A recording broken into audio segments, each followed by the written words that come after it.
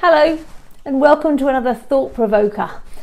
I quite like doing these videos, they're quite fun.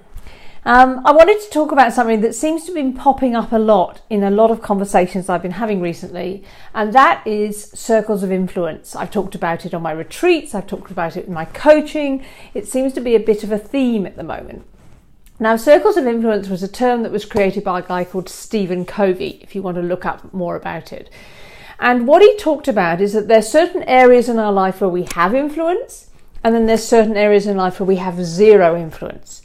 Now, when we're being really effective, we focus on the areas that have influence. We can take action, we can make things happen, we can make ourselves feel better, whatever it is. But there's also times in our lives where we have areas where we have zero influence at all.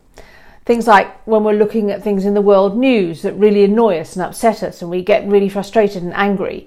And it's like, okay, well, I can't change that. I can't change what they're doing on a world stage. But I have an emotional reaction to it, and it upsets my life. Now, when we're in those kind of situations, and it could be things like the world stage or things that other people in your life are doing, we want to find a way to handle those better. And the best thing we can do is to try and let go of what we can't influence.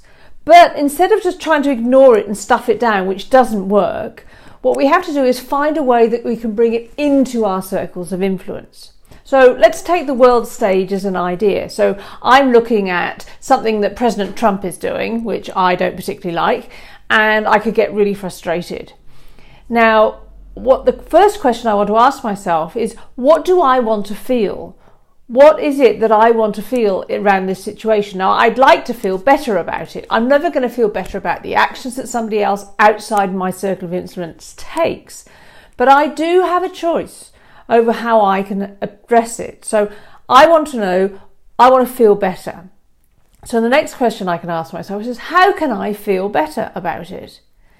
Now, in Trump's idea, what I think I can do, and what I do actually, is that I simply do not engage. I know what's going on, I read the headlines, but I don't read all the articles, I don't read all the Facebook posts. I simply do not drip feed that negativity into my world anymore. And so I've brought it inside my circle of influence, because it's the actions that I can take that make me feel better.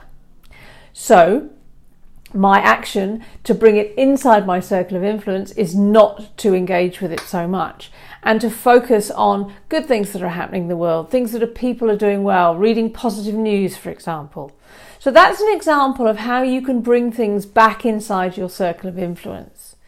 So if you find there's things in your life that are upsetting you, if there are things that people are doing that are upsetting you, if there's things that you're reading about that are upsetting you, if genuinely things that are outside your circle of influence are beginning to upset you, stop a while and ask those two questions.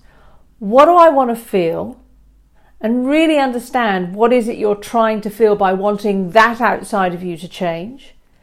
And how can I create that for myself? Two really powerful questions. Hope you find them useful, and look forward to seeing you next month. Take care. Bye bye.